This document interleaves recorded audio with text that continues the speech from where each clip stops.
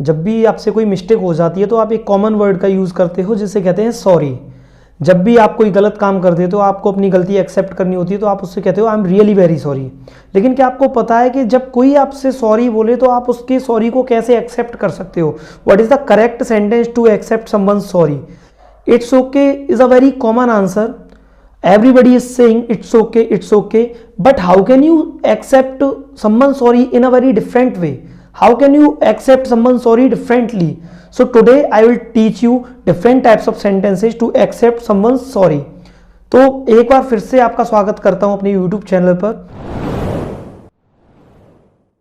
जी हाँ फ्रेंड्स, तो आज इस वीडियो में हम देखेंगे कि जब हमसे कोई सॉरी कहता है तो हम उसको अलग अलग तरीके से इंग्लिश में रिप्लाई कैसे दे सकते हैं।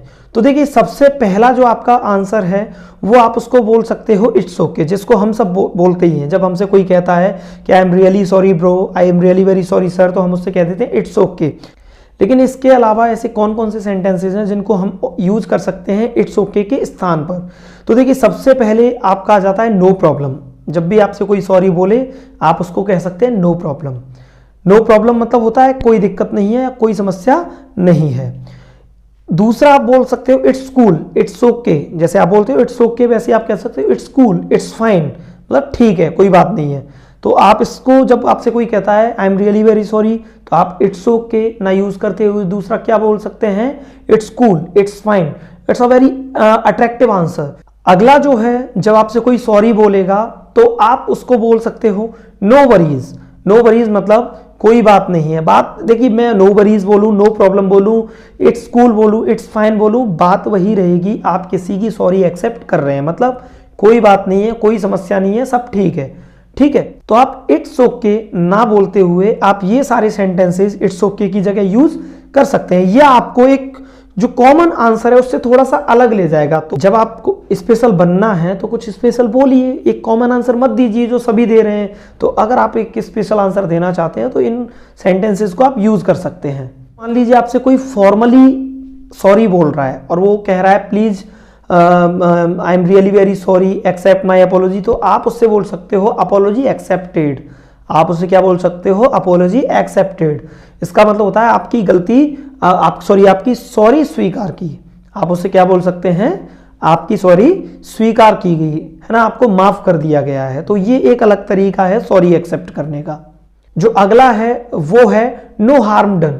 नो हार्म डन आप उससे बोल सकते हो। आप जब कोई आपसे कह रहा है bro I am really very sorry, sir I am really very sorry, तो आप उससे कह सकते हो नो हार्म डन। तो इसका मतलब भी यही होगा कोई बात नहीं है, कोई चिंता की बात नहीं है। ठीक है, अगला जो है वो आप कई बार जब आप हिंदी बोलते हो तो कॉमनली उस चीज को कई बार यूज कर देते हो।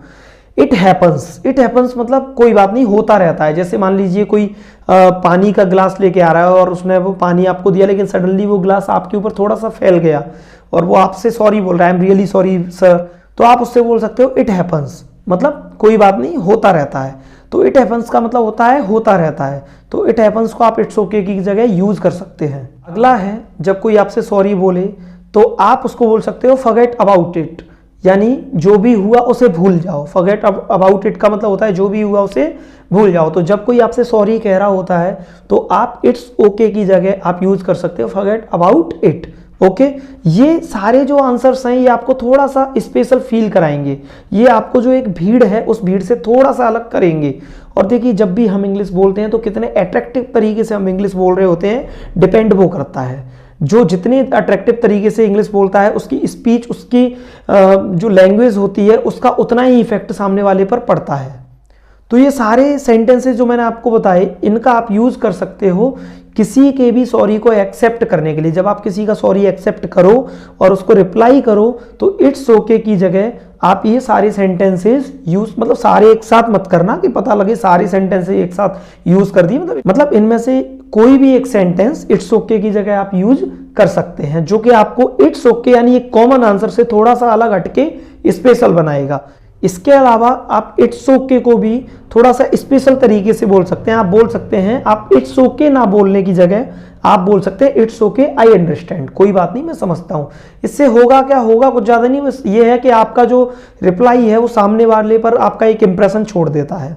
तो जब आप ये सारे सेंटेंसेस एक कॉमन सेंटेंस इट्स ओके की जगह यूज़ करते हो तो ये सेंटेंस थोड़े से आपको स्पेशल फील कराते हैं और सामने वाले पर आपका एक अलग स्पेशल इंप्रेशन छोड़ देते हैं। तो इसी तरह की वीडियो मैं आपके लिए लाता रहूँगा।